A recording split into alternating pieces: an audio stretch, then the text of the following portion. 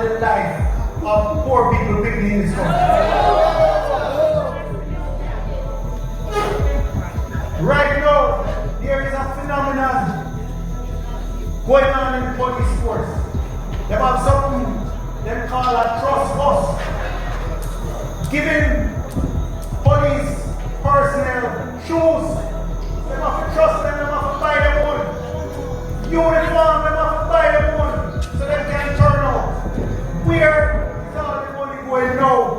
Because when we had little bit of money, police get them shoes 2 pairs every year. Them get them regulation set of uniforms. Them get them bulletproof vests.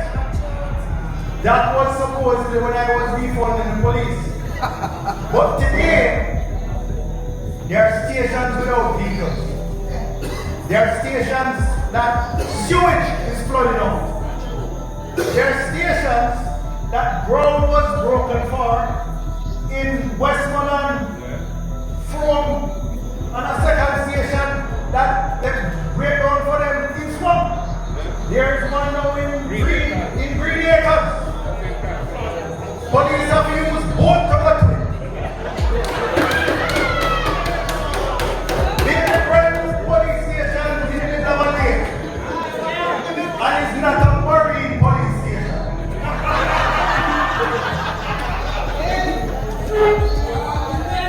What we're finding is that stations don't have vehicles.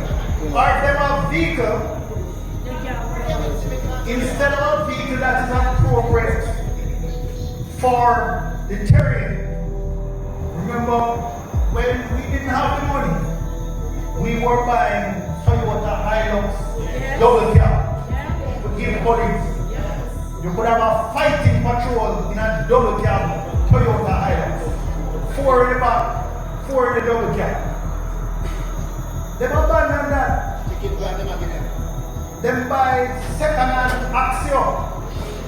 When 4 big police sit down in that, it can't move on a hit. It cannot, when police picking them way through some of the communities in Mobile, where the road bad, in that little Axio, them can't rush down on a situation. In my time, we never graduated young people, young men and young women, poor people children, average working class Jamaican children from the police academy, and send them out into tough communities to work and don't give them a bullet